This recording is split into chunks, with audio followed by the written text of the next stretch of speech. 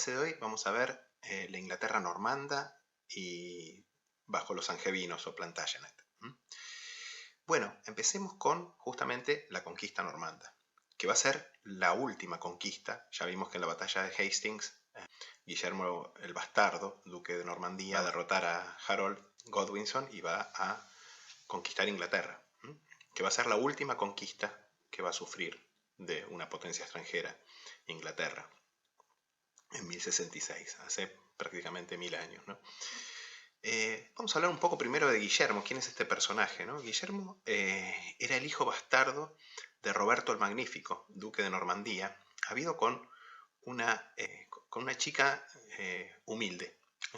Se cuenta la tradición, digamos, que Guillermo miraba por encima de su castillo y tenía, bueno, el pueblo que se extendía debajo del castillo, y vio una chica muy hermosa que era la hija de un curtidor de cuero, que, bueno, el proceso de curtiembre de cuero implicaba tener que pisar con los pies desnudos el material para ser tratado, y según dicen, esta chica que se llamaba Arlette, en francés, hay otras versiones del nombre, pero vamos a llamarla así, se levantó un poco más la falda de lo que la decencia sugería, y inmediatamente Roberto quedó prendado de ella y la mandó a buscar, que era lo usual, digamos. Cuando al duque le gustaba alguna chica del pueblo, alguna plebeya, se la llevaban al castillo, ¿no?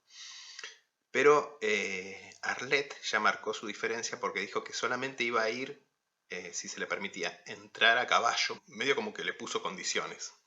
Y se ve que el duque, bueno, estaba muy caliente y aceptó estas condiciones, de manera que al otro día, con las mejores ropas que el padre pobre le pudo proveer, Arlette, con la cabeza en alto, entró en el castillo del ducal y se convirtió así, no en una noche de lujuria más para el duque, sino en la amante, digamos, oficial. Y tuvo con el duque a quien va a ser más tarde Guillermo.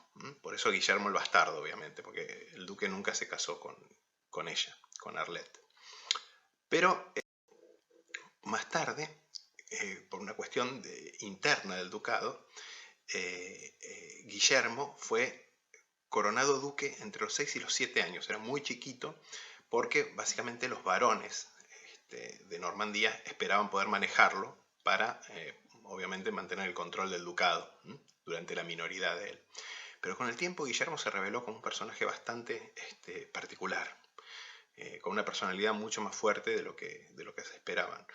Y efectivamente se convirtió en un duque muy poderoso, que incluso en un momento, cuando tuvo una rebelión de ciertos varones opositores y otros nobles normandos que se aliaron con el rey Enrique de Francia, derrotó en el año 1054, derrotó una fuerza combinada del ejército real francés y estos varones rebeldes normandos, los destruyó completamente.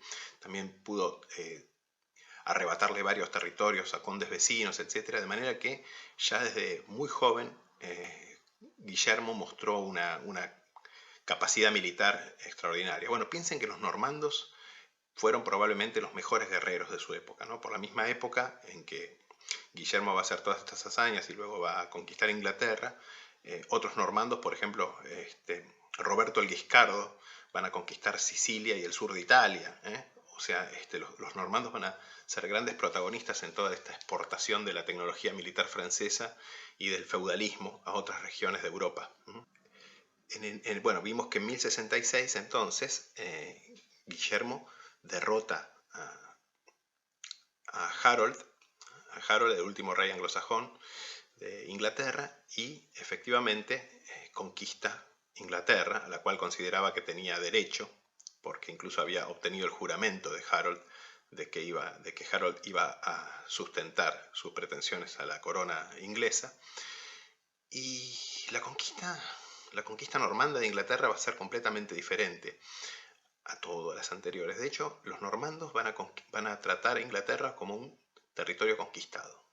Va a ser un régimen, digamos, que va a ser bastante aborrecido. Hasta el día de hoy, los normandos, y Guillermo en particular, y los normandos en general, tienen bastante mala prensa en Inglaterra.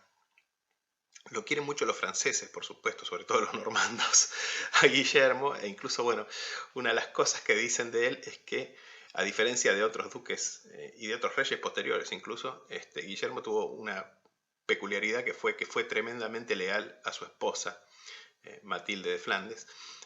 Nunca tuvo amantes, no tuvo hijos bastardos, digamos, siempre fue muy leal a su esposa. Pero bueno, más allá de eso, digamos, fue un régimen bastante duro, por cierto, ¿no? En un primer momento, incluso se cuenta una anécdota que cuando Guillermo entró en Londres, la población, tratando de congraciarse con su nuevo gobernante, salió a aclamarlo, y los normandos, que además hablaban francés, hablaban dialecto normando del francés, etcétera, no entendían nada de lo que decía la gente, nadie hablaba inglés. Se mandaron una represión terrible en la cual mataron a mucha gente y quemaron buena parte de la ciudad. Bueno, así empezó el gobierno de Guillermo en Inglaterra. Básicamente instauraron un gobierno que además, piensen que hasta casi el año 1400 los reyes, casi ninguno de los reyes normandos ni sus sucesores angevinos o Plantagenet hablaban inglés. El idioma oficial de Inglaterra, si es que podría haber ser un idioma oficial, ya que Inglaterra al no tener constitución no tiene un idioma oficial, digamos, pero fue el francés.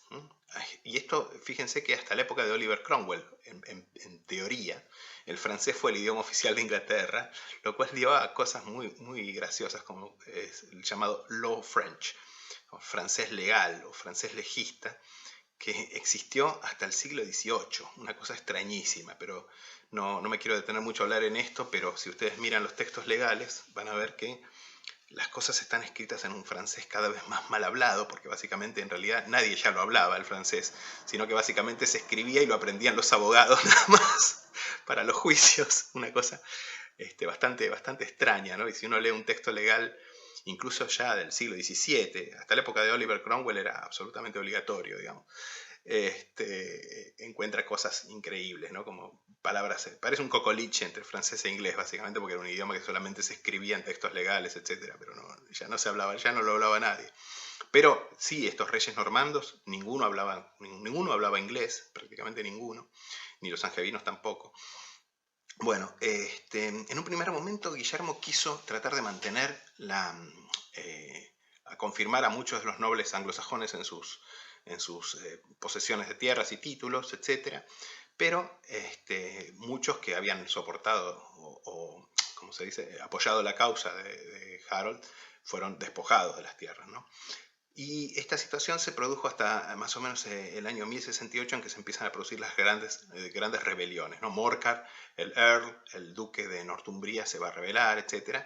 Lo cual va a haber una guerra, verdaderamente una nueva guerra entre esos años, y que va a terminar más o menos en el año 1070. Después va a haber otras rebeliones, incluso de antiguos vasallos normandos de Guillermo en Inglaterra y también en Normandía. Pero en la práctica, digamos, Guillermo va a poder acallar todas estas rebeliones y las va a reducir de una manera súper violenta, típica de los normandos, ¿no? Porque los normandos eran generalmente gente muy, muy, muy violenta, ¿no? En verdad, según dicen, según cuentan las crónicas, la Navidad del año 1070 la va a festejar Guillermo en las ruinas de York. O sea, va a destruir, va a ordenar que se arrasen todos los cultivos y se maten, se sacrifiquen a todos los animales, desde caballos, vacas, ovejas, cabras, lo que sea, del río Humber para arriba, ¿sí? O sea, una cosa tremenda, ¿no? Un desastre. Va a dejar un montón de huérfanos y hambre. Se habla incluso de canibalismo en esa zona, en esos años, digamos. Los normandos van a ser especialmente impopulares en el norte. Bueno, y a consecuencia de todo esto se va a generar un proceso, un doble proceso. Por un lado, un proceso de feudalización de Inglaterra, que nunca llegó a tener el nivel de feudalización que tuvo Francia, que era el país feudal por excelencia. Ya vamos a ver justamente cuando trabajemos la moneda feudal francesa. Pero aún así se va a dar un proceso de feudalización, se van a construir muchos castillos. Se va a llenar Inglaterra de castillos, los castillos que hoy en día muchos son ruinas o son sitios arqueológicos o son museos o son incluso hoteles en Inglaterra, se van a construir mayormente en la época normanda porque los anglosajones no tenían castillos. Generalmente no construían castillos, digamos, una cosa que viene junto con la caballería armada, el feudalismo y el castillo, que son las cosas que van a aportar los normandos a la Inglaterra hasta entonces anglosajona. Pero ciertamente, y a pesar de que ya vamos a ver cuando hablemos del Doomsday Book, del libro del día del juicio, que para esa época la nobleza normanda ya había reemplazado prácticamente por completo a la nobleza anglosajona en los títulos y tierras, en buena medida como consecuencia de esta nueva guerra que se produce en buena medida, ¿no? Luego de la conquista. A pesar de eso, Inglaterra nunca perdió ese carácter más igualitario que tenía con respecto a otros países de Europa occidental. Y de hecho, digamos que realmente los anglosajones habían hecho un gran trabajo de organización nacional.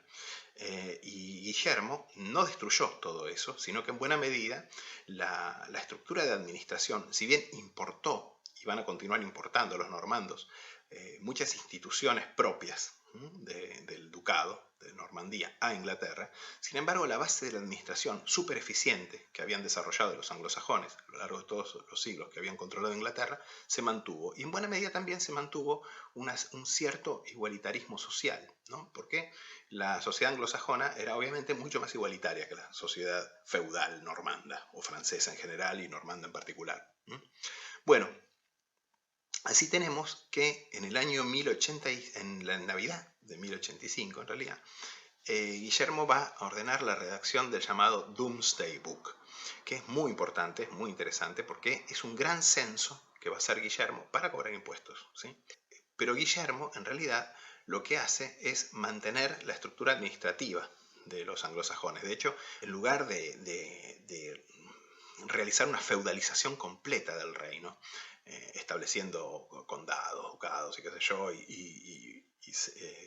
dependientes feudales de él, si bien obviamente va a entregar muchas tierras en premio a los que lo apoyaron y sobre todo a los que participaron en la invasión y luego lo apoyaron en la consolidación de su poder en Inglaterra, aún así va a mantener el control directo, como sucedía en la Inglaterra anglosajona.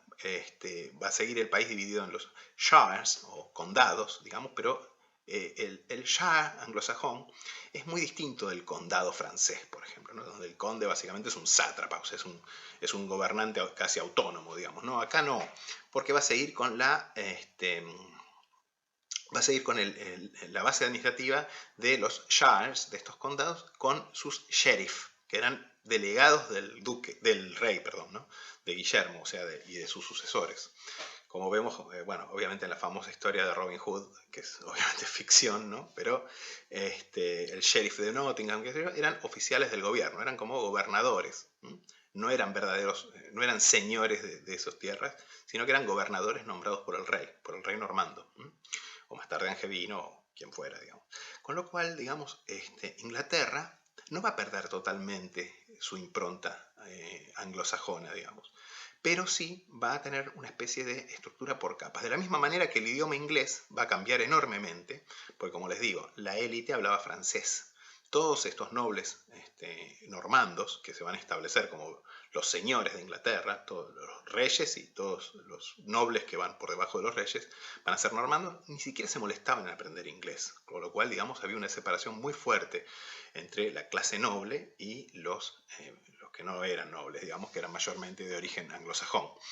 Pero de la misma manera que se va a producir una estructura por capas, digamos, en la administración y en la sociedad inglesa bajo los normandos, de la misma manera la lengua inglesa va a derivar en lo que es el inglés moderno, que tiene por lo menos un 30% de francés y otro 30% de latín. En realidad, si bien el inglés moderno es una lengua que conserva las estructuras de una lengua germánica, porque proviene del inglés antiguo, que era la lengua de los anglosajones, gramaticalmente, digamos, sería una lengua germánica, en realidad léxicamente es casi una lengua latina. Y eso fue, en buena medida, gracias a la conquista normanda. Otra característica de estos reyes normandos y angevinos era que sus familias eran tremendamente turbulentas y que los hijos generalmente vivían rebelándose contra los padres, etc. Y que las sucesiones nunca quedaban del todo claras. Así fue el caso de Guillermo, que en sus últimos años tuvo que enfrentar rebeliones en Normandía, muchas de las cuales incluso habían sido instigadas por su propio hijo mayor, Roberto. Y acallando una de estas rebeliones va a morir justamente Guillermo en el sitio de Mantes, que es una ciudad que queda justo a mitad de camino entre Normandía y París, o sea, entre el centro de poder del duque de Normandía y el centro de poder del rey francés, su principal enemigo. Y bueno, hay varios relatos sobre la muerte de Guillermo.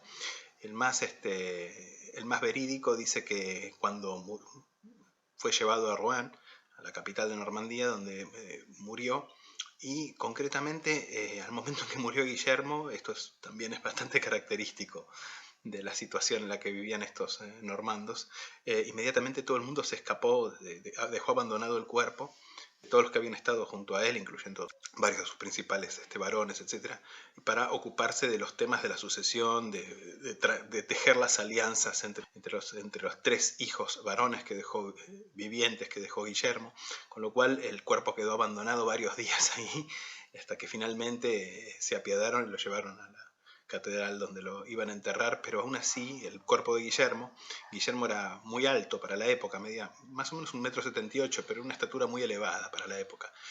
Cuando lo trataron de meter en el pozo para enterrarlo, no cabía y lo tuvieron que medio como estrujar y meter ahí. Bueno, Guillermo dejó vivos 3 hijos.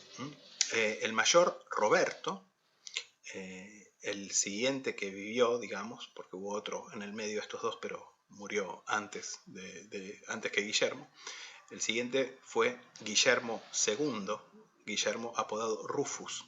Rufus sería del latín pelirrojo, si bien se sabe que en realidad era más bien rubio, y de hecho era zarco, o sea, tenía un ojo de un color y otro del otro, y otro de otro color, de distintos colores. Y finalmente el menor de todos, Enrique. Bueno, por disposición testamentaria, si bien estaba bastante discutido, Guillermo había dejado el ducado de Normandía a su hijo mayor, Roberto, que va a pasar a ser Roberto II de Normandía. Fíjense cómo, en primer lugar, la posesión familiar tradicional era la considerada más importante, incluso por encima del reino de Inglaterra. Pero en segundo lugar, a Rufus le va a dejar el reino de Inglaterra, y a Enrique, el hijo menor, como yo ya les dije que era frecuente en esta época, le va a dejar simplemente una suma de dinero, 5.000 libras, que, digamos, es una suma muy importante, por cierto, pero tampoco es una salvajada, ¿no? Bueno, ya entre los hijos siempre hubo peleas, alianzas entre dos hermanos contra el otro. Esto, incluso los cronistas de la época cuentan que cuando Guillermo tenía 13, 14 años y Enrique tenía unos 10 años más o menos, le habían vaciado juntos una pelela con pis y caca en la cabeza al hermano mayor, a Roberto, bueno. Pero finalmente va a heredar Rufus, o sea, Guillermo. Va a ser el segundo rey normando Inglaterra, Guillermo II. Guillermo era un personaje todavía menos dotado que su padre para la administración, pero había heredado las capacidades militares de su padre, que por cierto tuvo que usar muy a menudo, primero para volver a someter las rebeliones que inmediatamente se produjeron obviamente en Inglaterra, y también pronto se ganó la enemistad de sus hermanos, pronto se aliaron contra él. Primero él se alió con Enrique, después Roberto, que había quedado desconforme, va a empezar a planear contra él, digamos, con lo cual al mismo tiempo Guillermo, o sea Rufus, va a pensar en recuperar el ducado de Normandía, y en buena medida todo se va a arreglar cuando Roberto decide partir a la primera cruzada en el año 1095-1096, para lo cual primero ya le había vendido prácticamente la mitad del ducado de Normandía a Enrique por 3.000 libras, o sea, que lo había hecho conde de prácticamente la mitad del territorio de Normandía, a su hermanito menor, y luego, que así va a empezar a crear su base de poder, por cierto, y luego le va a hipotecar por 10.000 marcos de plata todos sus territorios remanentes, todo el ducado de Normandía, para juntar fondos para irse a la cruzada. Y se va a ir a la cruzada, con lo cual por ahora desaparece de nuestra historia, y va a quedar obviamente como rey de Inglaterra Rufus. Bueno, el reinado de Rufus se va a caracterizar, como les digo, por sometimiento de nuevas rebeliones, etcétera, las cuales va a aplastar de forma implacable. Y Rufus va a morir también en un misterioso accidente de caza. Se ha especulado si no estuvieron implicados algunos de sus hermanos, sobre todo Enrique, ¿no?, que era el más interesado en suceder, ¿no? Va a ser muerto, según dicen los cronistas, por una flecha disparada por uno de sus propios hombres en New Forest, que era un coto de caza que había en Hampshire. De hecho, también, nuevamente, Rufus va a ser abandonado por todos los de la partida de caza, va a quedar en medio del bosque con la flecha clavada en el corazón varios días, hasta que por fin es recuperado el cadáver. E inmediatamente Enrique se va a cruzar desde Normandía y se va a ir a la catedral de Winchester, donde se va a hacer con el tesoro, y se va a proclamar como rey de Inglaterra. Se va a ser coronado inmediatamente en Westminster, a pesar de las quejas de su hermano Roberto, que en verdad era hermano mayor, con lo cual tenía un mayor derecho que Enrique en principio pero Enrique planteó dos cosas. Número uno, que él había nacido cuando su padre ya era rey, mientras que sus hermanos habían nacido cuando su padre solamente era duque. Por lo tanto, era un porfirogénito, para usar el término bizantino. O sea, había nacido en la púrpura real. Y en segundo lugar, fue uno de los pocos reyes normandos, uno de los pocos reyes que hablaba inglés. De hecho, hablaba bien latín, inglés y francés. Además, era nacido en Inglaterra, Enrique, a diferencia de sus hermanos que habían nacido en Normandía. Con lo cual va a marcar la diferencia de ser un primer rey que ya apunta más a Inglaterra, y no que se centra tanto en sus territorios europeos, continentales.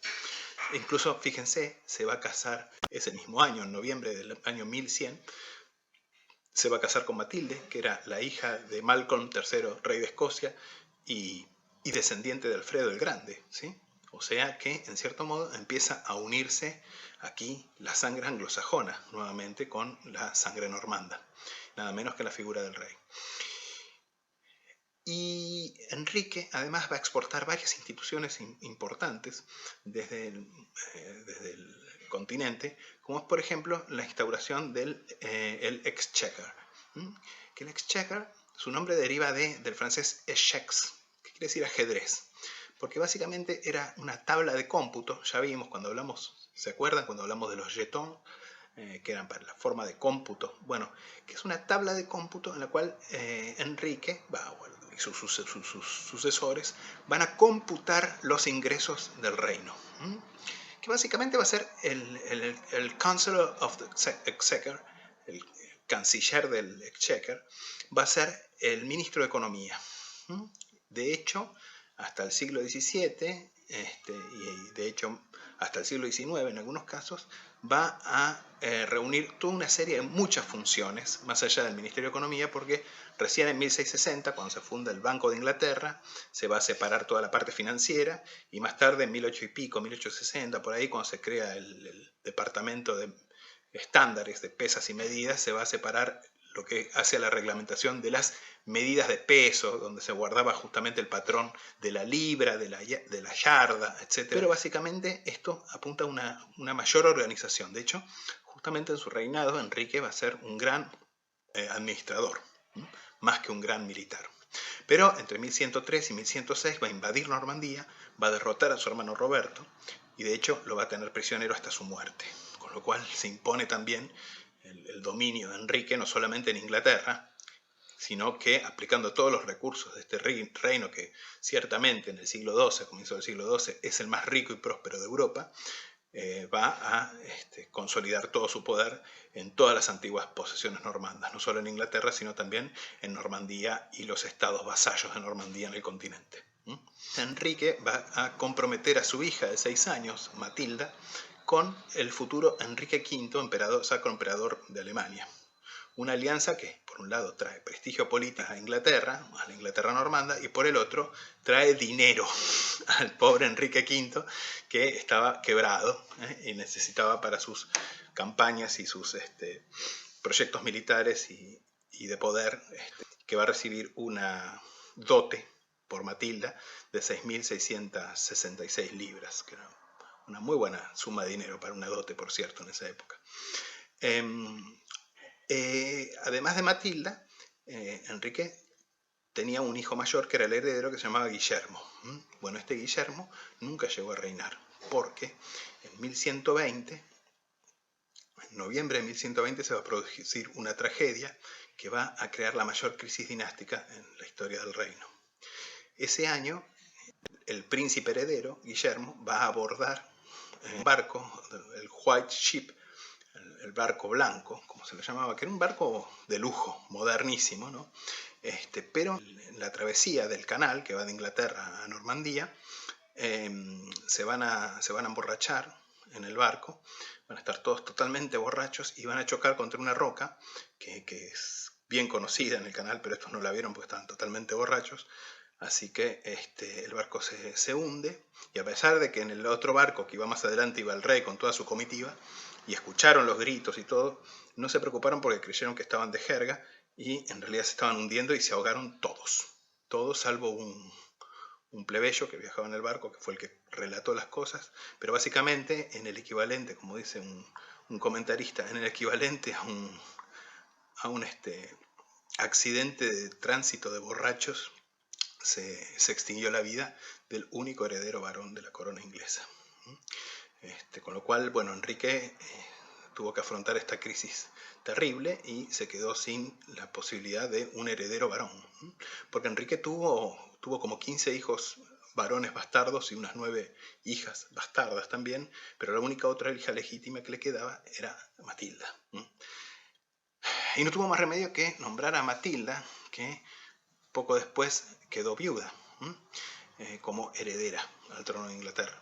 Pero 2 o 3 años después, en 1128, Matilda fue casada con Geoffroy de Anjou, uno de los nobles más poderosos del norte de Francia.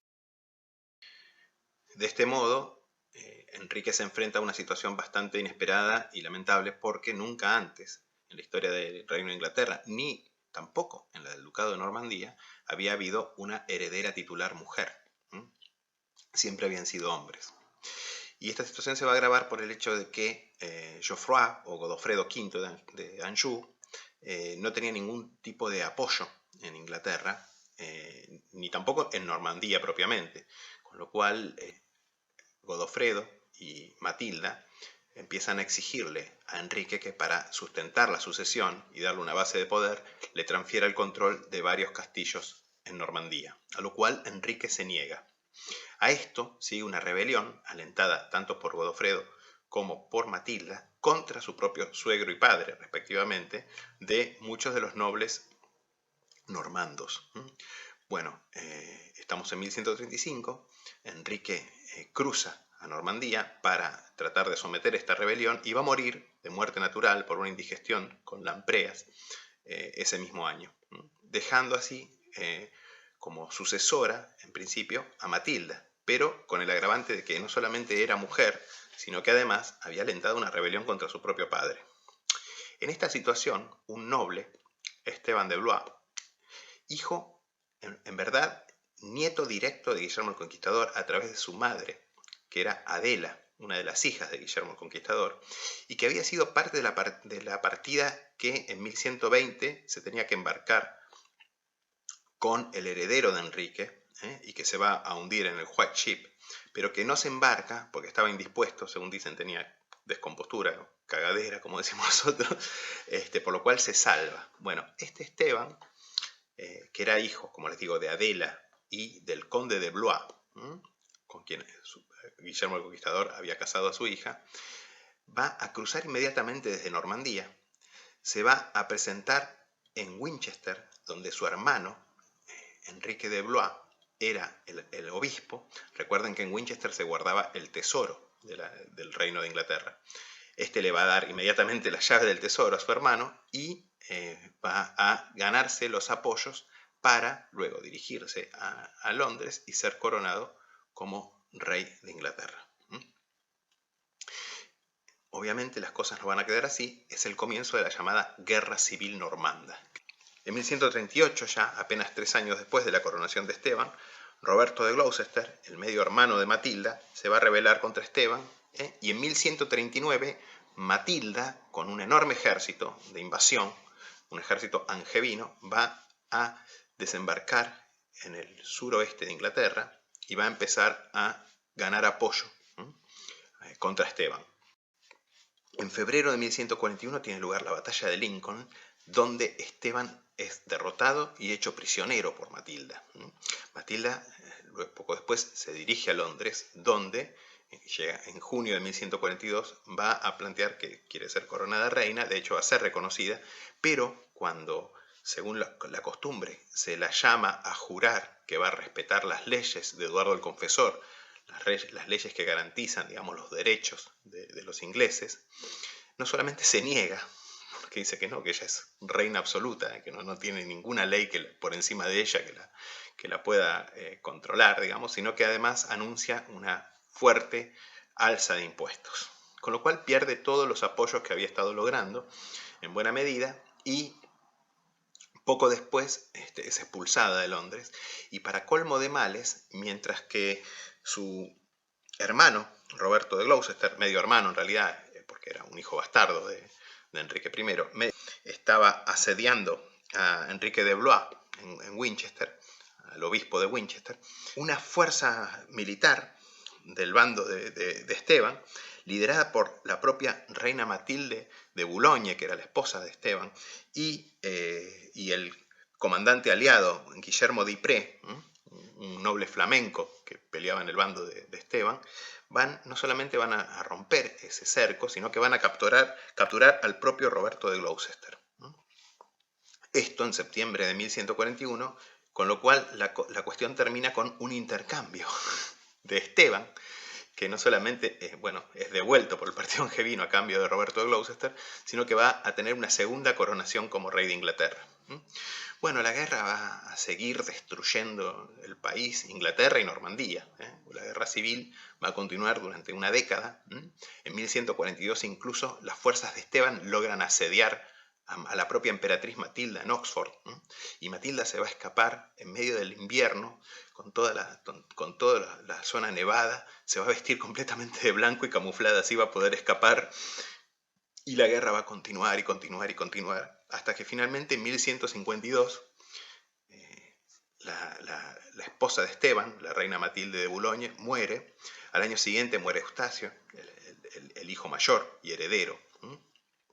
1153, y ya Esteban ya no quiere seguir más con esto y va a sellar un acuerdo con el partido angevino, con Matilde y con su hijo, Enrique de Anjou, futuro Enrique II, que en el verano de 1153 es el Tratado de Winchester, por el cual Esteban va a seguir siendo rey de Inglaterra hasta su muerte, pero adopta a Enrique de Anjou como su hijo y heredero, deshereda a su otro hijo, a su hijo menor, que se llamaba Guillermo, que tiene que jurar lealtad a Enrique, y finalmente se logra así la paz.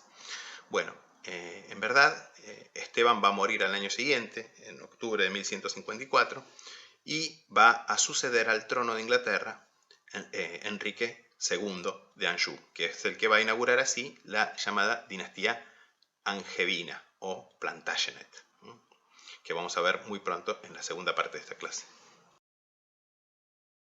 Bueno, vamos a hablar un poco ahora de las acuñaciones.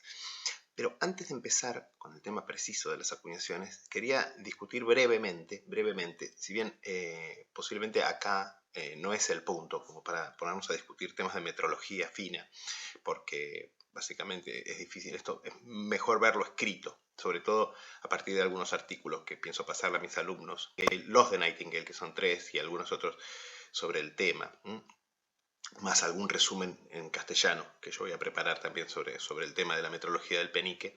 Pero sí comentarles cómo un poco se van a dar cambios metrológicos a lo largo de todo el periodo de la acuñación del penique anglosajón, normando y luego angevino, hasta la reforma de 1279, que ya vamos a estudiar en la clase siguiente, en la clase que viene, pero sí indicarles que, o recordarles, que OFA ya había acuñado sus peniques probablemente en dos estándares, uno temprano, que probablemente apunta a un peso de unos 20 granos Troy, que los pesos registrados de los ejemplares normalmente rondan 1,15 a 1,30 gramos, y otro más pesado, que probablemente coincida con la reforma que se dio en el continente, donde Carlomagno instauró un denario más pesado. Si bien no llega a tener el peso del denario pesado de Carlomagno, pero da peniques de aproximadamente 1,30 a 1,45 gramos en los ejemplares que han llegado hasta nosotros, lo cual indicaría probablemente que apuntan a un estándar de unos 22 granos y medio Troy. Bueno, el estándar mayormente va a permanecer dentro de estos parámetros, sobre todo más liviano incluso, hasta el reinado de Alfredo el Grande. Los primeros peniques de Alfredo el Grande rondan más o menos los 18,5 granos Troy. Probablemente apunta a un estándar de 18,5 granos Troy, pero hacia fines del reinado, probablemente coincidiendo con la captura de Londres en el año 886, Alfredo va a introducir un estándar bastante más pesado, que probablemente ronda los 25 granos Troy y da unos peniques de más o menos un gramo 60, 1,60, probablemente se apunta a un estándar de 1,62 gramos, de 1,62 gramos, 1,62 gramos mejor dicho, y este es el estándar que más o menos se va a mantener hasta la reforma de Edgar, que va a introducir el penique, digamos, estable con un solo tipo de diseño, que es el de cruz pequeña. Probablemente es que hay muchas monedas que se salen de este estándar de peso, sobre todo hay monedas más livianas, pero en general más o menos es probable que se haya apuntado a un estándar o de 25 o de 22,5 granos Troy, o sea 1,458 o 1,62, digamos. Ese es el peso más o menos que tiene el penique anglosajón hasta el reinado de Edgar, y luego con Ethelred II sí se van a dar, por un lado, se va a introducir el sistema de cambio de diseños periódicos. Ya vimos que Ethelred II va a acuñar unos 12 tipos más o menos sustantivos principales, y que estos cambios se dan ya no por cuestiones geográficas ni como eran en el periodo del penique temprano o en el periodo anglosajón medio, sino que son cambios oficiales, porque ya en esta época los cuños probablemente se producen mayormente, casi sin excepción, en Londres. Entonces se envían los cuños a los monederos en las distintas secas. Bajo Ethelred II se acuñan monedas en unas 80 secas, ¿sí? En total, para el periodo anglosajón tardío y el periodo normando se conocen cerca de 90 secas activas. Es impresionante, ¿no? Incluso ciudades y pueblos bastante chiquititos llegan a tener por lo menos una seca con por lo menos un monedero.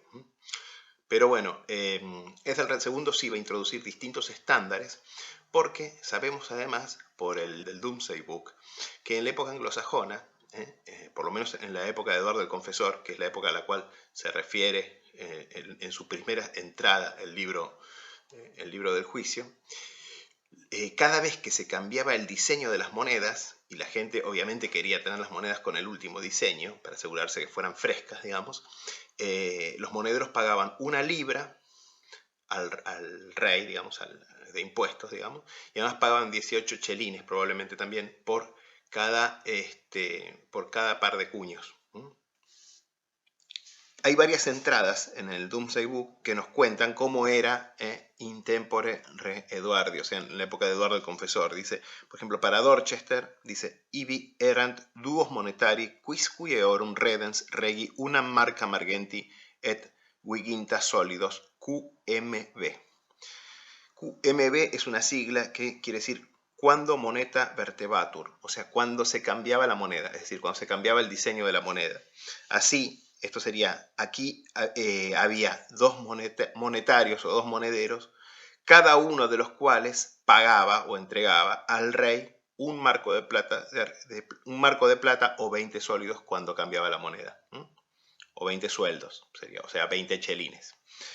Y para la entrada para la ciudad de Lewes, que fue la que acuñó el mancuso de oro de Ethelred II, justamente, cum moneta renovatur, dat, en realidad dabat, 20 sólidos, unus quisque monetarius, de his omnibus sunt, o sea, erant, duae partes regis et tercia comitis. En Lewes, entonces, cuando se renovaba la moneda, cuando se renovaba el diseño, se pagaban cada uno de los monederos 20 sólidos, o sea, 20 chelines, o sea, una libra. 2 partes iban para el rey y la tercera parte para el conde.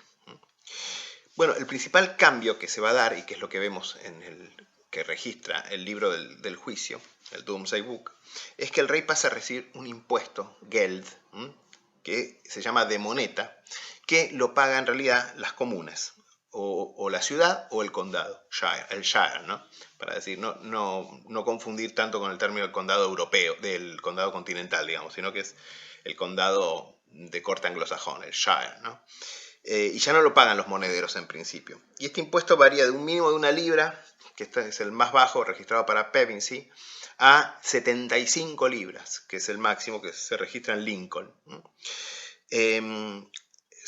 Hay muchos artículos sobre este tema, varios escribieron para el aniversario del libro del día del juicio, para el 900 aniversario del Domesday Book, en que escribieron artículos Grierson, Metcalfe y los principales autoridades sobre la moneda medieval, y hay distintas posturas sobre este tema, sobre si este era un impuesto adicional, si era un impuesto, si convivían 2 impuestos a la moneda, digamos. En principio lo que se discute, y acá voy a resumir muy brevemente, es si efectivamente, además de un impuesto especial para poder tener una seca y para poder tener acuñaciones, había un impuesto parecido al que había en Normandía, que se llamaba monetagium, que lo vamos a encontrar sobre todo en Normandía y en Aragón, que es un impuesto que se le paga al señor, al rey, al duque, para que limite su privilegio de quebrar la moneda, es decir, de devaluarla, de hacerla más liviana o con plata de menor calidad. O sea que básicamente la comuna, la ciudad, etc., le pagan al rey, en este caso, un impuesto sustitutivo de la devaluación. Ahora, esto no sabemos si además del geld de moneta, estaba este impuesto monetagium, o si eran lo mismo. Porque en verdad, tanto en Normandía como en Aragón, el impuesto de moneta terminó causando el fin de las acuñaciones, porque ya no había un interés del soberano para producir moneda. Básicamente, al no poder hacer una ganancia con la moneda, lo que terminó es que prácticamente dejó de haber acuñaciones, tanto en Aragón como en Normandía, que es lo que pasa en esos casos, donde sabemos que ese impuesto existió. Ahora bien, sabemos que en el año 1100, en ocasión de la Charter de Coronation, del diploma de coronación, podríamos decir, de Enrique I va a abolir un impuesto, o sea, va a abolir un impuesto monetario, el monetagium, ¿sí? El texto dice en latín: monetagium comune quod capiebatur per civitates et comitatus quod non fuit tempore regis Eduardi hoc nea modo sit omnio defendo. Como este impuesto no estaba en tiempos del rey Eduardo, por lo tanto es un abuso, es una violación al juramento que hacen todos los reyes normandos de respetar las leyes del rey Eduardo el Confesor. Entonces Enrique I deroga ese impuesto de monetagium. Ahora no sabemos si el impuesto de moneta y el que aparece en el Domesday Book y el impuesto monetagium eran exactamente lo mismo. Pueden haber sido 2 impuestos y que uno de ellos sobrevivió. Fíjense que yo les dije que el máximo de secas activas se registra bajo Ethelred II, en época anglosajona tardía, que en total, en distintos periodos, en el periodo entre fines del periodo anglosajón tardío, entre periodos anglosajón tardío, y el periodo normando, unas 90 secas llegaron a estar activas, ¿sí? Que bajo Knut unas 71 secas funcionaron, y que bajo Guillermo I, probablemente unas 65, si mal no recuerdo, estuvieron activas. Pero el número de secas se va a ir reduciendo a partir de aquí, gradualmente. Generalmente con la introducción de un nuevo tipo o alguna reforma monetaria va a haber un número importante de secas, más importante de secas que se reabren más activas para llevar a cabo la reacuñación, pero más tarde se va reduciendo siempre el número de secas. Ya les dije, Ethelred II acuñó unos 12 tipos sustantivos, Canuto y Harold, unos 3 tipos cada uno, solamente unos 2, Arta Canuto, Eduardo el Confesor, unos 11 tipos, entre 11 y 12 según como lo vean. Guillermo I, vamos a ver que acuñó 8 tipos sustantivos, aunque bien pueden haber sido 7, si es que el último probablemente es atribuible más bien al reinado de su hijo Guillermo II Rufus. Bueno, Guillermo entonces 5 o 6, según como lo veamos, y Enrique I, para su largo reinado de 35 años, unos 15 tipos sustantivos, a lo que hay que sumar 2 tipos de medios peniques, ¿sí? Esteban acuñó mayormente, 4 tipos sustantivos, pero de los cuales solamente uno es importante, que es el primero, el llamado Watford o Cross-Molinet. Y el último, el tipo Aubridge, que en verdad es mayormente póstumo. Bueno, y ahora sí, vamos a pasar a revisar rápidamente los tipos de monedas acuñadas bajo estos reyes normandos, comenzando obviamente por Guillermo el Conquistador. Bueno, acá tienen un penique del primer tipo. Bueno, recordemos que a Guillermo el Conquistador se atribuyen unos 8 tradicionalmente o quizás 7 tipos sustantivos. Nosotros vamos a seguir con la postura tradicional, si bien se discute mucho si el último tipo, que es el más común de todos, el llamado tipo Pax, efectivamente fue acuñado bajo Guillermo I o bajo su hijo Guillermo II. Tenemos entonces que el primer tipo, que es este que ven acá, que se lo llama perfil a la izquierda, que tiene el busto del rey con el perfil a la izquierda y el cetro, el coronado. Bueno, este es un penique acuñado por Leofwin en Stamford. No voy a mostrar todos los tipos, voy a ir saltándome algunos tipos, voy a mostrar algunos interesantes o más distintos o más comunes. Este es el tipo 3, conocido como canopy, porque tiene la cabeza del rey debajo de esa especie de soporte con un techito, con columnas. El monedero es Godwin en Oxford. Bueno, acá tienen el tipo 5, conocido como estrellas o 2 estrellas, porque tiene 2 estrellas a cada lado del busto del rey, que ahora aparece en general en casi todos los tipos de peniques, salvo el que vimos el primero y salvo algunos de los posteriores, es generalmente de frente. Tipo de 2 estrellas, acuñado por el monedero Edwin en Londres. Y si ya nos vamos al último tipo, atribuido tradicionalmente a Guillermo el Conquistador, que es el llamado tipo Pax. Acá lo tienen. Monedero Godwin en Salisbury. Bueno, este es el tipo más común de penique y además es el tipo más pesado. Esto indicaría que el aumento del peso, ya que digamos los primeros peniques de Guillermo el Conquistador están acuñados a un estándar de 21 o 21,5 granos Troy, para luego haber una reducción y finalmente hacia el tipo 5, probablemente empezando en la ceca de Winchester, que era la ceca donde estaba el tesoro, y además una ceca muy importante en época de Guillermo, porque básicamente era la ceca de más rápido acceso por vía naval a Normandía. Así que era muy práctico ahí para tener el tesoro y también para tener contacto con el continente, con las posesiones en el continente. Probablemente es en la ceca de Winchester donde se inicia, según algunos estudiosos, el aumento del peso.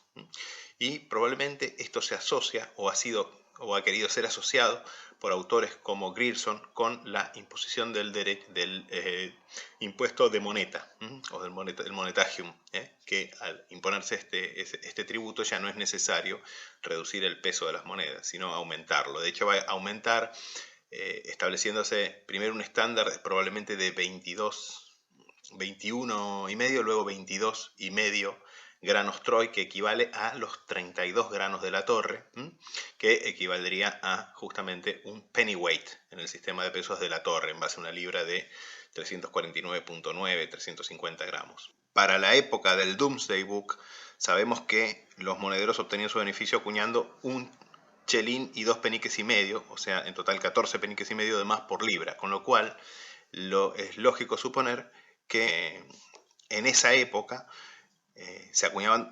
254,5 peniques por libra. lo cual daría un penique de 21.2 exactamente granos Troy, 1.37 gramos, según Allen. Bueno, si pasamos ahora a los peniques de Guillermo II, acá tenemos el tipo 1, conocido como tipo 1, de nuevo con el busto de perfil, ahora a la derecha, por eso este tipo se llama profile right, perfil a la derecha. Este es un penique del monedero Osmond de la ceca de Southwark, una ceca muy cerquita de Londres, por cierto. Acá tienen un ejemplo del tipo 3, también conocido como Voided Cross, o la cruz vaciada, la cruz hueca. Y ahora si pasamos al reinado de Enrique III, acá tenemos el tipo 3 de Enrique, conocido como Pax, obviamente. Pero fíjense que ahora Pax es escrito con 3 letras, no con 4 como en el penique de Guillermo el Conquistador, donde se escribe P-A-X-E-C. En cada uno de los cuartos de la cruz ahora aparece escrito en una línea. Hay varias teorías sobre peniques con esta palabra, existen bajo varios reyes, incluyendo Haroldo y los de Eduardo el Confesor, etc., con lo cual se ha asociado con la llamada paz del rey, pero digamos, hay discusiones sobre la interpretación de esta tipología. Bueno, es un penique muy temprano. En realidad es el tipo 3 de Enrique. Enrique va a acuñar 15 tipos diferentes de peniques, ¿sí? Enrique I va a acuñar 15 tipos de peniques diferentes. Acá tienen el tipo 6, fíjense, con este busto 3/4 perfil, un desafío bastante considerable para el arte de los monederos medievales, ¿sí? Es un penique del monedero Elfwin de Londres. Y ya cerrando con el reinado de Enrique I, acá tenemos el tipo 15, o sea, el último tipo de Enrique I. El busto 3/4 perfil izquierdo en el anverso, con el cetro, la corona, el reverso, la cruz esta con el monedero es Fleur en Northampton. Este tipo estuvo en uso entre 1125 y 1135, es el último tipo de penique de Enrique I. De hecho, en 1125 Enrique I ordenó que que todos los monederos se les cortaran la mano derecha y los testículos, por considerar que habían tergiversado, que habían malversado el metal en sus acuñaciones, ese acuñado penique subestándar. No se ha podido mostrar esto, pero lo cierto es que esto motivó obviamente un recambio importante en el cuerpo de monederos funcionando en esa época en Inglaterra. Si pasamos ahora a las acuñaciones de Esteban.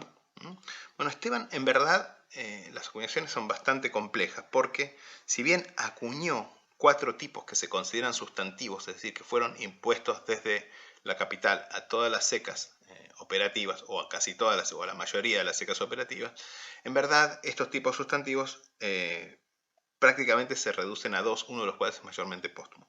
El primer tipo, con mucho el más común de este reinado, es el conocido como Watford, o Croix Moliné, cruz molinete, que es este que ven acá, acuñado en este caso por el monedero Wulfric de Worcester. Este tipo, el tipo Watford, el primer tipo, se lo conoce así por un tesoro, obviamente, que se encontró en esa localidad, donde se encontró una buena cantidad de estos peniques. En realidad fue acuñado en 1136, o sea, comienzos del reinado, y 1145. Los otros tipos sustantivos para Esteban son el tipo conocido como Voided Cross and Stars, de 1145 a 1150, que es el tipo 2 del catálogo del British Museum de monedas normandas. El tipo Cross and Piles, de 1150 a 54, que es el número 6 del catálogo del British Museum. Y el último tipo, que es el que vemos acá, que es el número 7 del catálogo del British Museum, que es el llamado Cross Pommé o Obridge, que en verdad fue introducido en el año 1154, luego del acuerdo de Winchester, y en verdad tiene que entenderse como mayormente póstumo, porque la mayoría de las monedas de este tipo se acuñaron ya después de la muerte de Esteban, o sea que caen más bien en el reinado en los primeros 4 años, sobre todo, del reinado de Enrique II. Porque en realidad lo que tenemos a lo largo de la mayor parte de la década de 1140 la segunda mitad de la década de 1140 y la primera mitad mayormente de la década de 1150 son acuñaciones locales. Son tipos que no son generales, que son los tipos que se listan en el catálogo del British Museum como tipos 3, 4 y 5, que son tipos mayormente locales o regionales.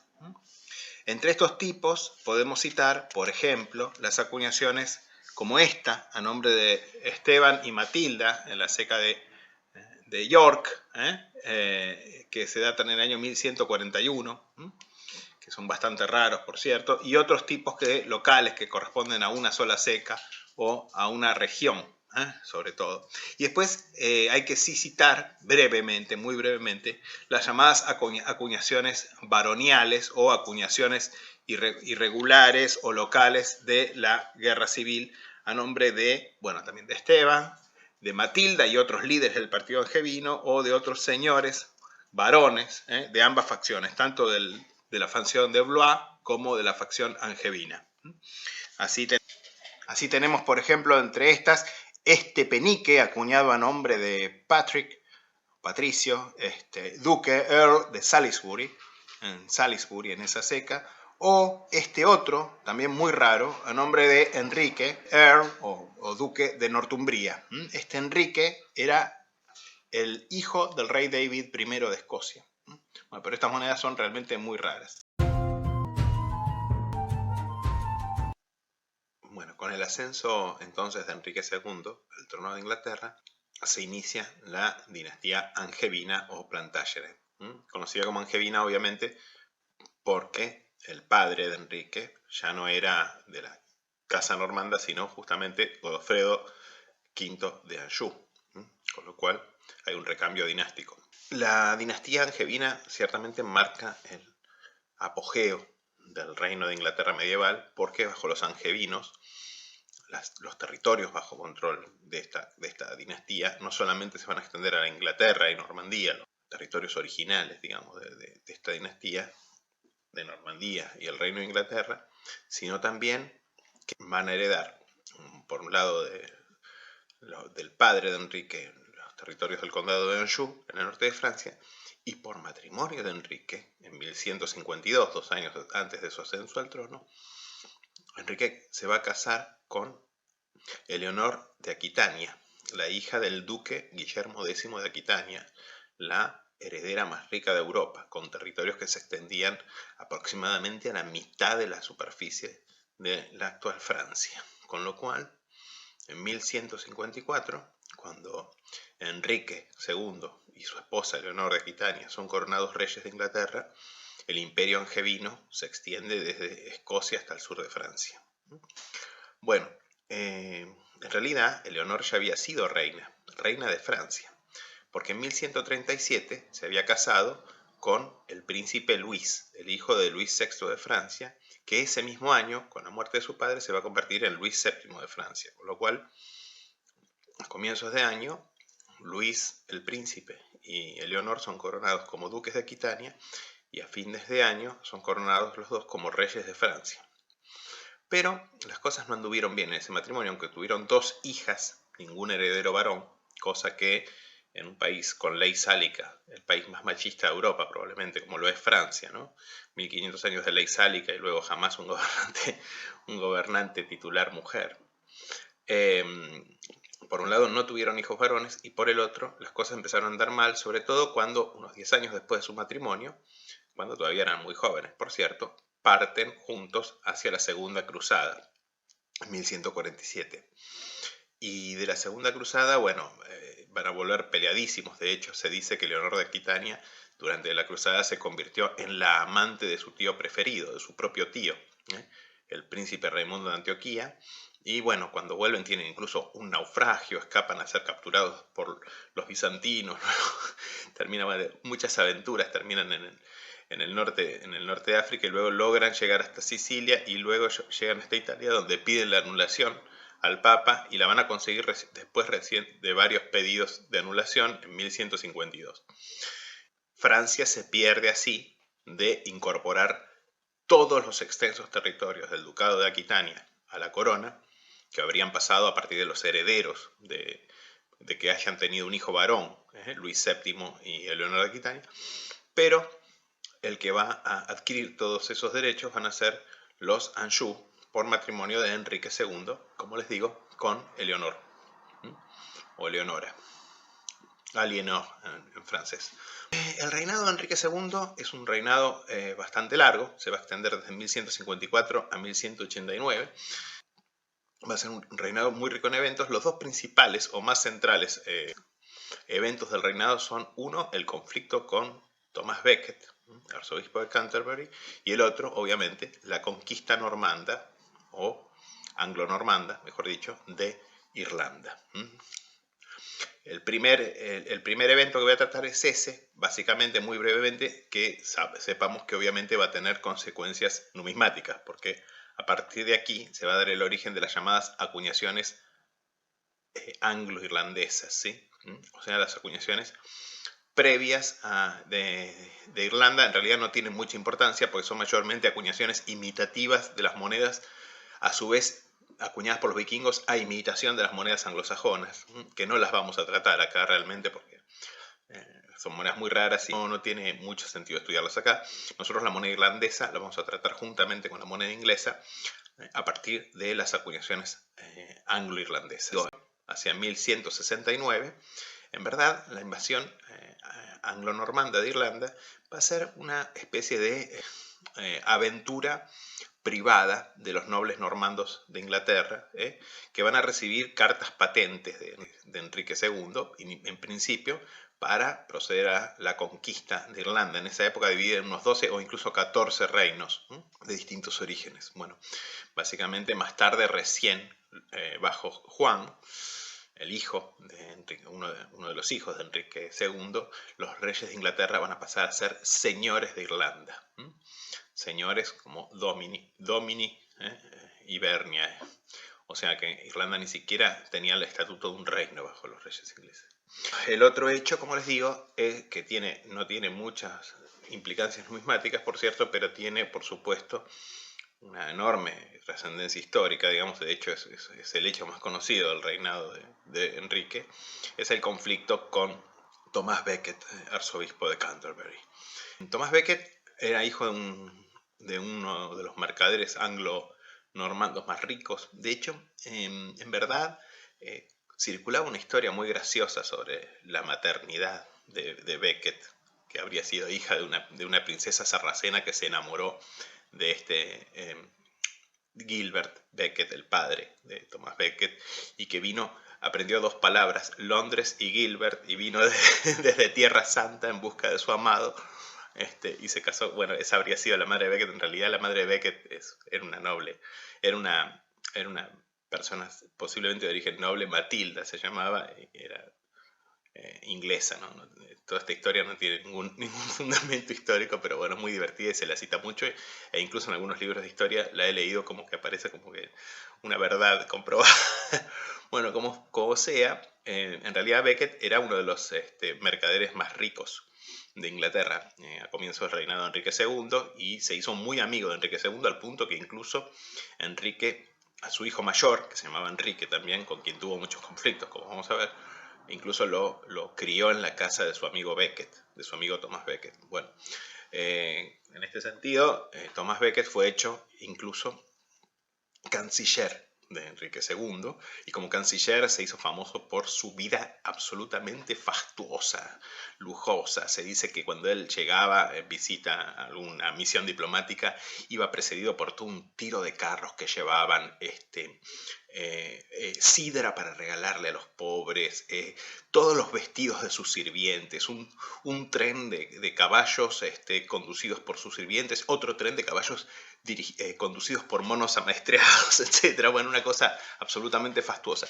Y que no era un tipo especialmente dado tampoco a pensar en el prójimo ni nada. De hecho, se cuenta que una vez Enrique II estaba en tránsito por una de las calles de Londres y vio a un pobre muriéndose de frío y le dijo: che, ve que Tomás, ¿por qué no le das tu abrigo? Qué sé yo, que tenía un abrigo de martas, un abrigo de pieles lujosísimo, y le dice: sí, bueno, pero no le voy a dar mi abrigo a este pobretón, digamos, le daré algún otro abrigo más barato. Y dicen que, bueno, que Enrique II se puso a forcejear y le logró sacar el saco, el abrigo a Becket y se lo tiró al pobre, digamos.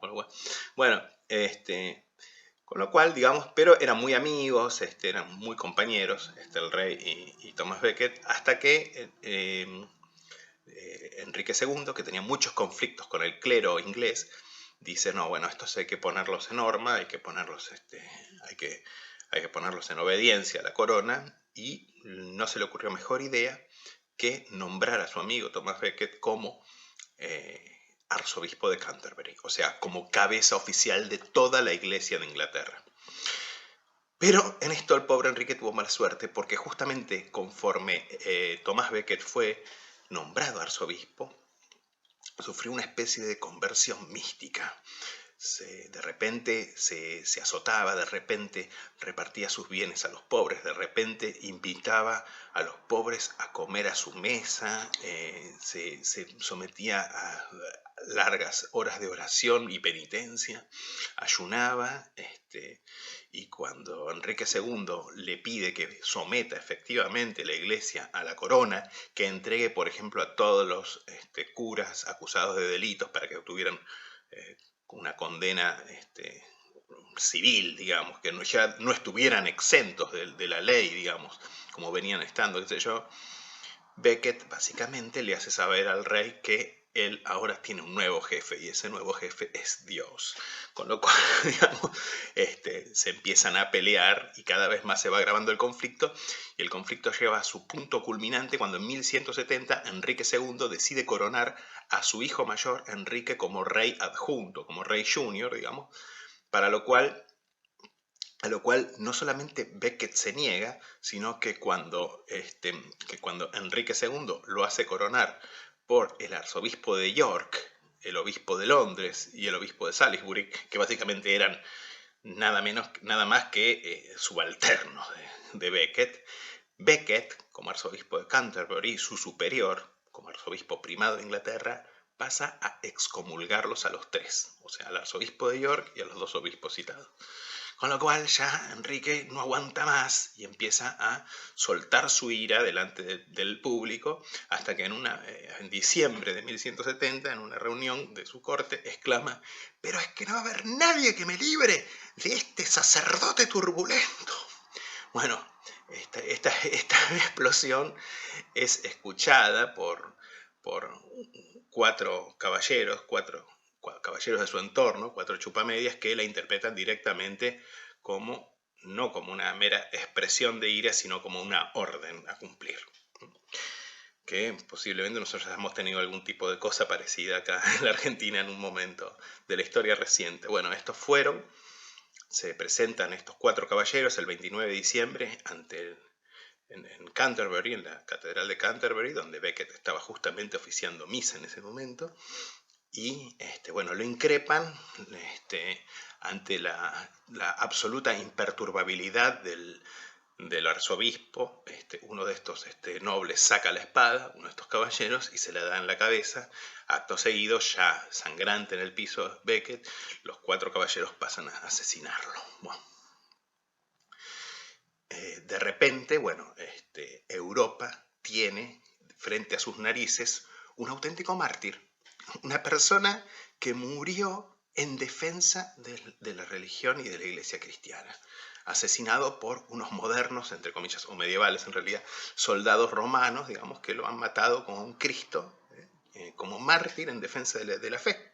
Básicamente, encima cuando se recupera el cuerpo y se lo examina, Becket no solamente tenía trazas de laceración y de penitencia, sino que estaba portando constantemente un cilicio, ¿sí? Un saco de piel de animal que es una especie de elemento de tortura constante para recordar a Dios, con lo cual ha muerto encima, no solamente en defensa de la fe, sino en acto de penitencia.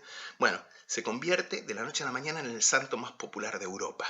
Surgen santuarios e iglesias en su honor desde Castilla y Cataluña hasta Hungría, pasando por Francia y terminando en Tierra Santa. ¿Sí? Bueno, con lo cual, obviamente, como se podrán imaginar, el prestigio de Enrique II anda por el piso, que además sotto voce, no abiertamente, pero básicamente todo el mundo lo considera como el instigador, como mínimo, del asesinato de Becket, sino simplemente directamente el que lo ordenó. Bueno, esto poco a poco erosiona enormemente hasta que en 1173 se produce la llamada Gran Rebelión, liderada por nada menos que su propio hijo, Enrique el Joven, digamos, Enrique el Joven Rey, como se le decía, con la complicidad, podríamos decir, de la propia madre de Leonor y del rey de Escocia y el conde de Flandes. Bueno, con lo cual, básicamente, Enrique se ve asediado por todos los frentes, en Normandía, desde Escocia, en el norte de Inglaterra, en la misma Inglaterra, etc. Bueno, va a ir muy mal la cosa, hasta que finalmente, en un hecho casi inédito, Enrique II proclama que, que todo esto que está pasando es un castigo divino, que él no ha hecho la penitencia que corresponde por la muerte de Santo Tomás Becket.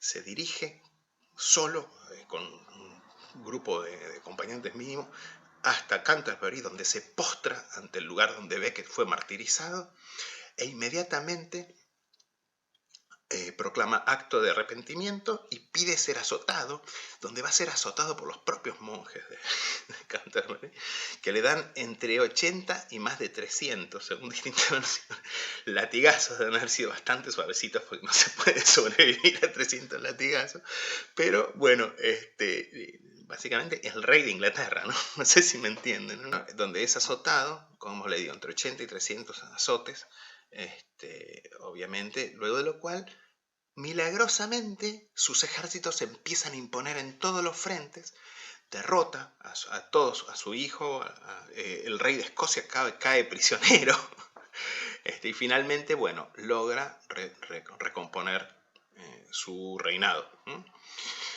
Si bien varias veces más sus hijos, el propio Enrique, hasta que por fin muere, de hecho cuando Enrique el hijo, el joven Enrique, como le decían, el hijo mayor de Enrique muere, varias veces él lo perdona y finalmente la última vez que se revela y está muriendo, le pide al padre que lo vaya a ver porque está muriendo, y Enrique II simplemente le manda el anillo en señal de perdón, pero no lo va a ver porque sus asesores le dicen no vayas porque probablemente sea mentira y te vayan a matar. Y van a seguir las rebeliones. De hecho, Eleonor de Aquitania va a quedar prisionera durante prácticamente todo el fin del reinado de Enrique, entre 1174 y 1189. Y va a sufrir también rebeliones de sus hijos menores, Ricardo, e incluso de Juan, de quien no se lo esperaba porque era su hijo preferido. Sus hijos, Ricardo I, que lo sucede en 1189. Realmente Ricardo, desde el punto de vista de la historia inglesa y de la numismática, no tiene mucho interés para nosotros, porque de hecho fue un rey que pasó muy pocos meses en Inglaterra. Ricardo, como hijo de Leonor de Aquitania, era un acabado producto de la corte de Aquitania, ¿no? Famosa por sus trovadores, su culto al caballero andante, al heroísmo romántico. Piensen que en la corte de Aquitania se originaron autores como Chrétien de Troyes, que fue el autor del Caballero del León y el inventor de Sir Lancelot. Buena parte de la leyenda artúrica se generó en la corte de Aquitania, y realmente Ricardo encarnaba más esos ideales de heroísmo caballeresco que los de un buen rey, un buen gobernante. Fue un rey que ni siquiera sabía inglés, nunca aprendió prácticamente nada de inglés. A poco tiempo de subir al trono, en 1189, al poco tiempo, en 1190, ya partió hacia la Tercera Cruzada, donde, bueno, va a conquistar Chipre, que se lo va a vender a los caballeros hospitalarios después, entrando en conflicto, bueno, con los bizantinos, porque en verdad Chipre en ese momento estaba gobernado por un usurpador bizantino. Y luego, bueno, va a participar en la Tercera Cruzada sin mucho efecto. Isaac Asimov, me acuerdo de unos libritos muy lindos que había de historia, había un tomito especialmente bueno de Isaac Asimov, que obviamente es una obra de divulgación, no es una obra científica, pero como todo lo que escribía Isaac Asimov estaba muy bien escrito. Contaba que probablemente durante la cruzada Ricardo se había convertido en el amante de Felipe II Augusto de Francia, es casi seguro que Ricardo Corazón de León era homosexual. Y bueno, más tarde decide volver a Inglaterra después de la cruzada, con tan mal tino que lo hace por tierra, cayendo en manos del archiduque Leopoldo de Austria, que lo va a tomar prisionero porque tenía una pelea con él por varias cuestiones, entre otras por haber tirado su estandarte desde una muralla durante la cruzada, etc. Bueno, y lo va a transferir al emperador Enrique VI, que va a pedir un rescate de 150.000 marcos de plata, 100.000 libras de plata, una suma pero absolutamente astronómica que básicamente era varios años, como 3 años de los ingresos del Reino de Inglaterra. Bueno, Leonor de Aquitania, la madre, va a reunir esa suma para obtener la liberación de Ricardo, exprimiendo con impuestos salvajes a prácticamente todo el mundo, lo cual va a generar un primer gran descontento contra la corona en Inglaterra. Y al mismo tiempo Felipe II Augusto va a aprovechar para empezar a invadir las posesiones francesas de los Anjou, con lo cual el reinado de Ricardo I verdaderamente marca un desastre, ¿no? El primer impulso de declive para los angevinos. Ricardo va a morir justamente en estas campañas tratando de someter a los nobles rebeldes en sus territorios franceses, y de hecho va a morir en el asedio de un pequeño castillo en Limoges, en el Limousin, mejor dicho, asediando al conde Aymar V de Limoges. Y la muerte de Ricardo sí tiene ciertas implicaciones numismáticas, porque se dice que el conde Aymar de Limoges había descubierto un tesoro impresionante de monedas de oro romanas, y que en la disputa por propiedad de ese tesoro fue que Ricardo invadió su condado y le puso asedio, y va a morir de un ballestazo en abril de 1199, con lo cual, bueno, muere obviamente sin hijos, no tenía hijos, estaba casado, pero no tuvo hijos, no tuvo herederos varones, entonces lo va a suceder su hermano Juan. Ricardo, podemos decir que no fue un buen rey, por cierto.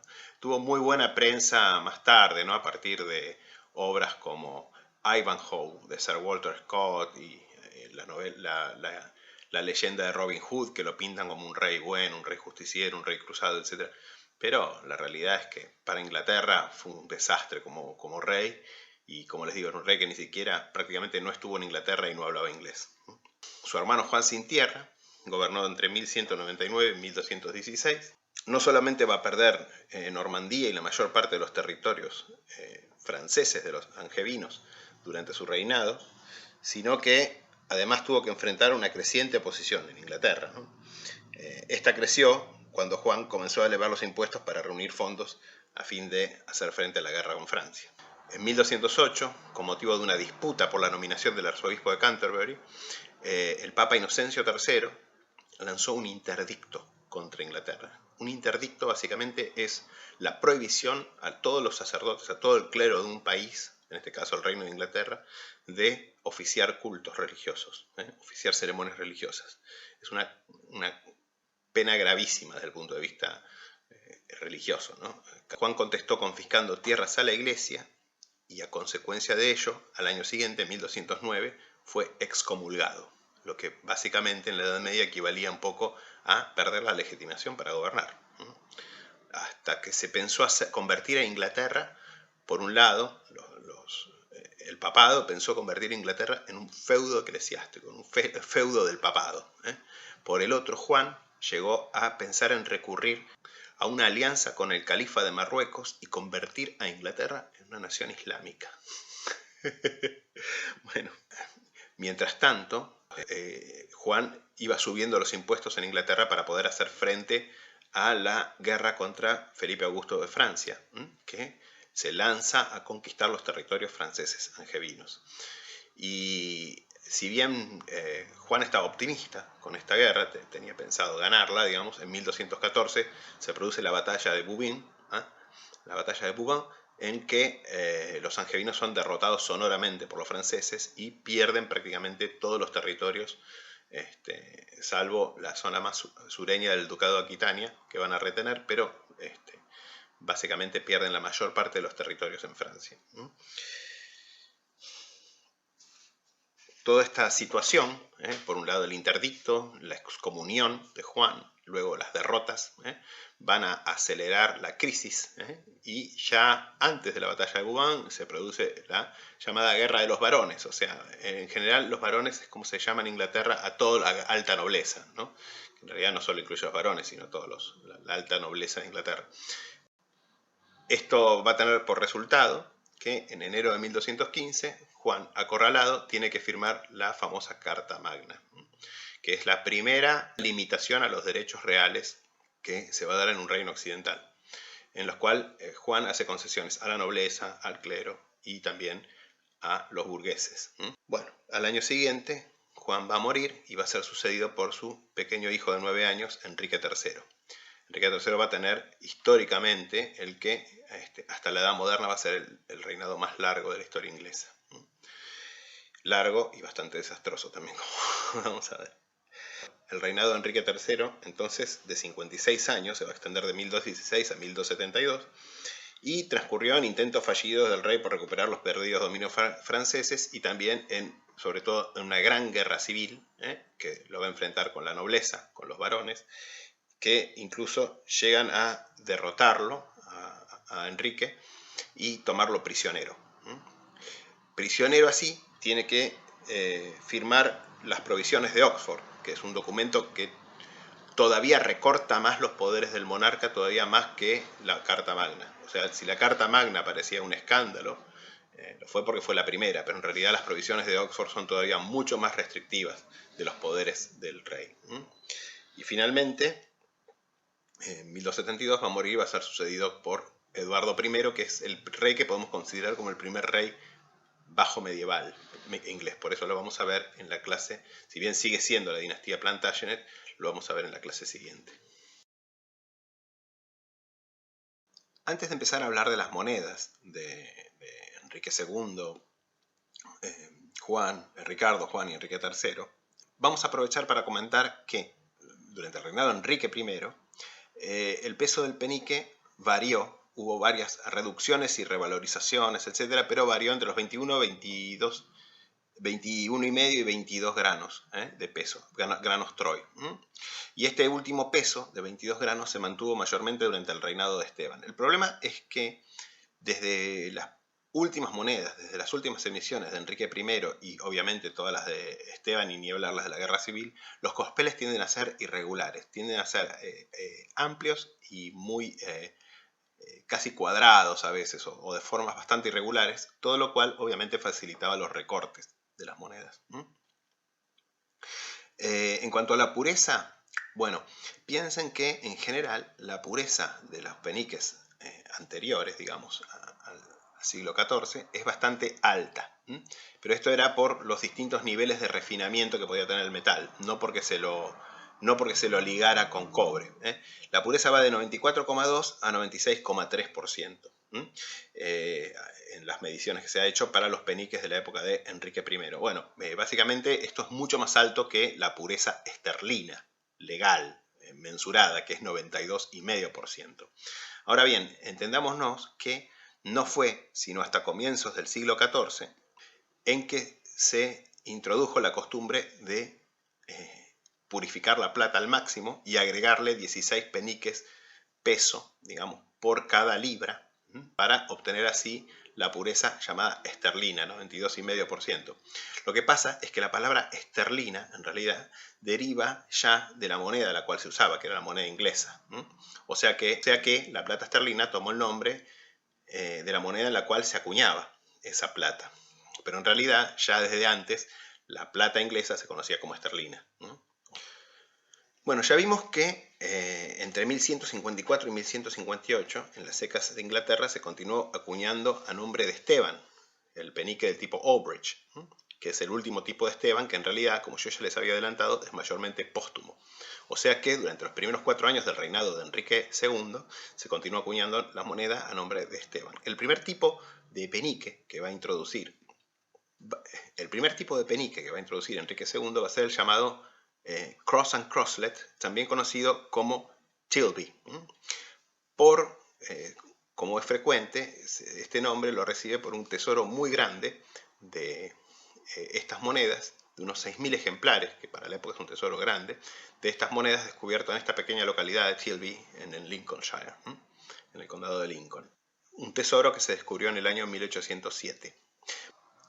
Bueno, en el anverso, como pueden ver en este ejemplar, tienen un retrato del rey de frente, con la corona y el cetro, y la leyenda dice Henricus Rex Ang, o sea, Henricus Rex Anglorum. El reverso, como siempre, lleva el nombre de la ceca y el monedero. Se conocen un total de 6 variantes o variedades generales sucesivas, conocidas como clases A o tipos A a F, A, B, C, D, E y F, que fueron producidas en 29 secas.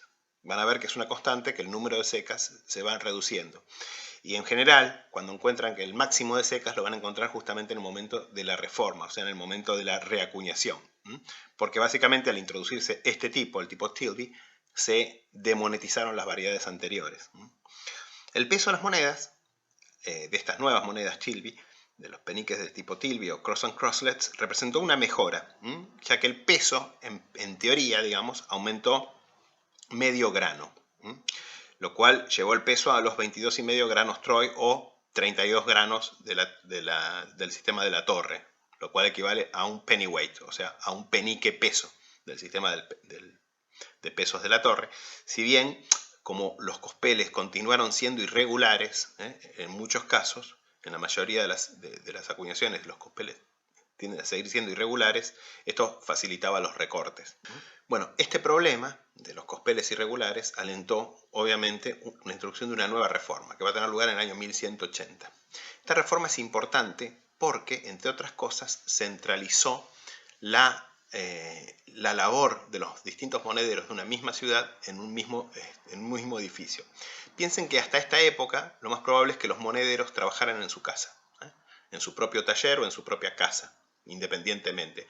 Por eso cuando encontramos el nombre de un monedero que dice fulano en tal lado o fulano de tal lado, quiere decir que el monedero tenía su taller establecido en la ciudad, pero no estamos hablando de la ceca de Londres o de la ceca de Cambridge o de la ceca de Lincoln, sino simplemente de un monedero que tenía su taller en esa ciudad.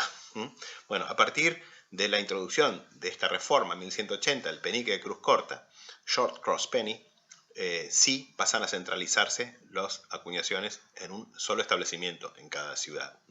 Se va a ir tendiendo cada vez más a una acuñación más organizada, más centralizada, y por cierto, que ya desde época anglosajona los cuños se solían elaborar en un taller, dependiendo directamente del rey, y a partir de época normanda sabemos que hay una familia, que es la familia de los Fitz-Otto, que van a ser los que van a producir los cuños por encargo del rey, van a recibir un pago por ese trabajo y se los van a mandar a los monederos para que ellos produzcan las monedas, ¿sí?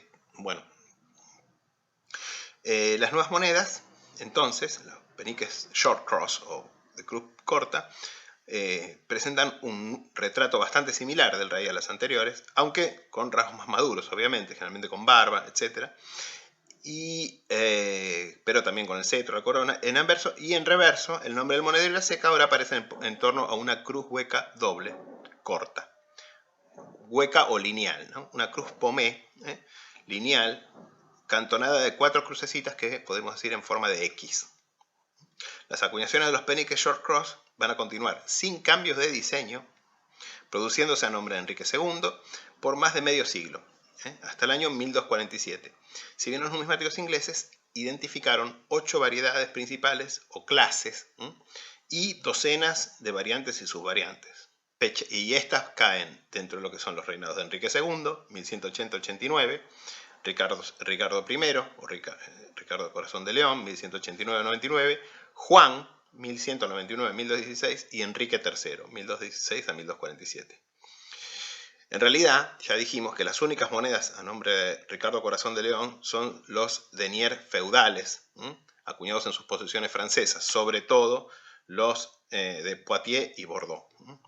Respecto de Juan, en su nombre se acuñaron los primeros peniques y medios peniques irlandeses, como señor de Irlanda, en Dublín y Waterford. Bueno, acá tienen un ejemplo justamente de un penique de Juan de la ceca de Dublín, monedero Robert.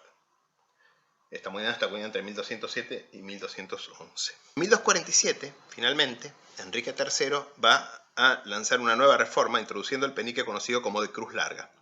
La cruz ahora llega hasta el margen, dificultando así los recortes. Pero el diseño de la cruz pomé hueca es retenido. ¿Por qué? Bueno, porque este diseño de cruz facilitaba el corte de la moneda en mitades y en cuartos exactos, produciendo así lo que se llamaba el cut halfpenny y el cut farthing, o sea, el medio penique cortado y el cuarto de penique cortado, o el cuartillo, digamos, cortado, porque básicamente no se acuñaban estas denominaciones y eran necesarias para transacciones menudas, para las cuales un penique era demasiado dinero. Las primeras tres variedades o clases omiten el cetro, pero luego este reaparece a partir de la clase 4. Nuevamente, tal como sucediera con los peniques de cruz corta, los de cruz larga van a continuar acuñándose después de la muerte de Enrique III. Esto es, durante los primeros años del reinado de Eduardo I.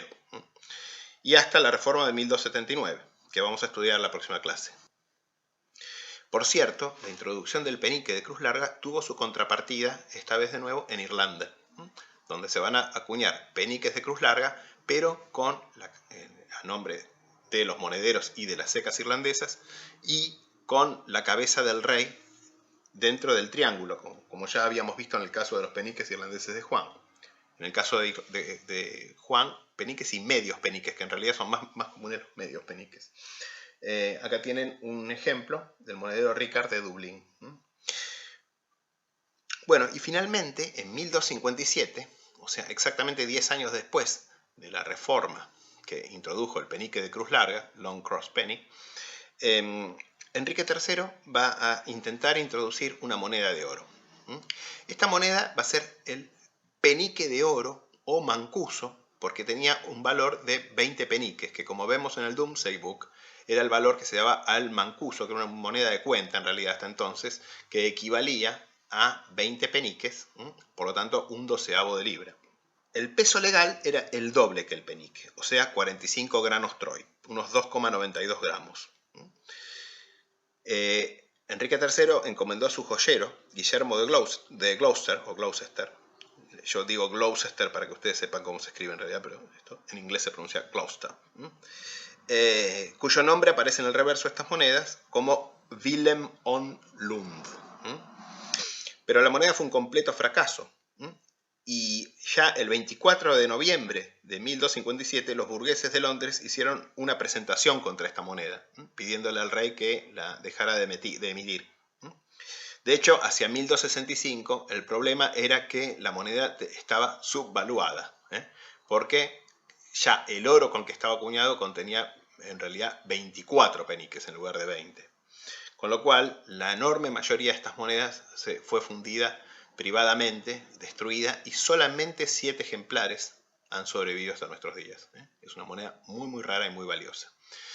Y luego de esta moneda, Inglaterra no va a hacer ningún otro intento por introducir una moneda de oro en 70 años, hasta mediados del siglo siguiente.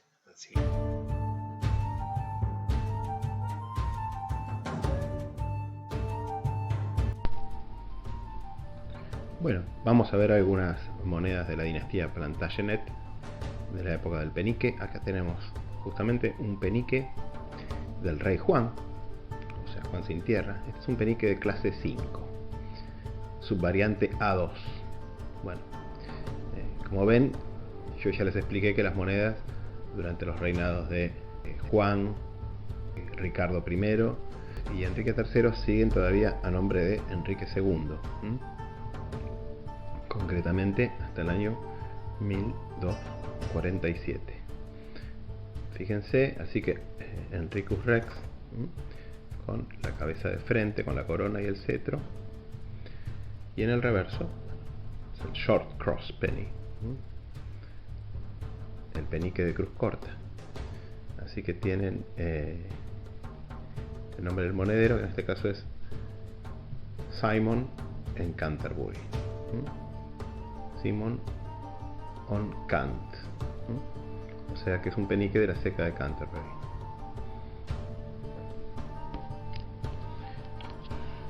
Acá tenemos otro.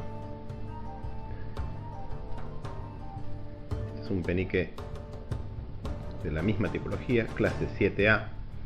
Esta moneda, como se darán cuenta, tiene un recorte del lado izquierdo. Y igual, Henricus Rex. Y en el reverso. Y en el reverso, Elis on Lund, o sea, Elías en Londres. Esta clase 7A se atribuye a los años 1217 a 1222. O sea que son acuñados bajo ya Enrique III.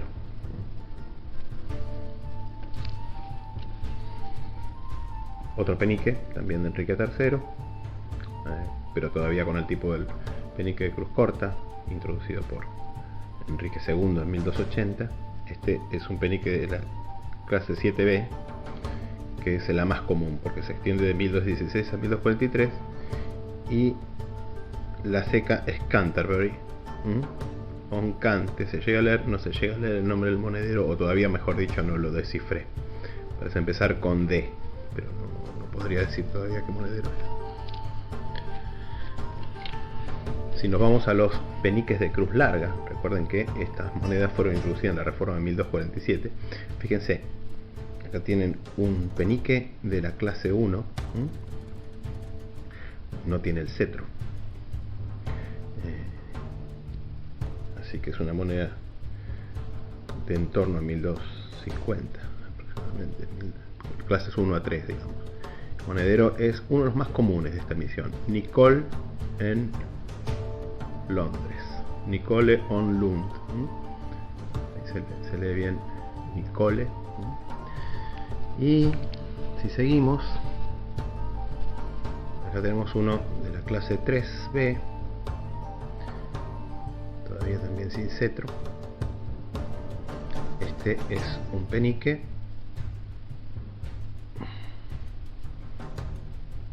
de una ceca un poco menos común, que es Bury St. Edmund. El monedero es Johann, o sea, John.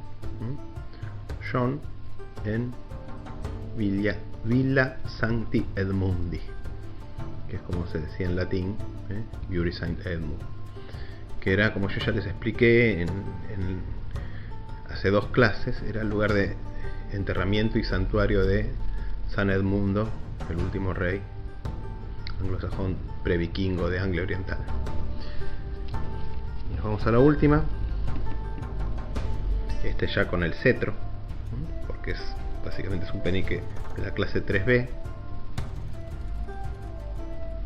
Este penique viene de un tesoro en Alemania, donde en esta época ya el penique, todo noroeste de Alemania, se había impuesto como una de las principales monedas circulantes, donde eran conocidos con el nombre de Sterling, o Großpfennig también, o Weisspfennig.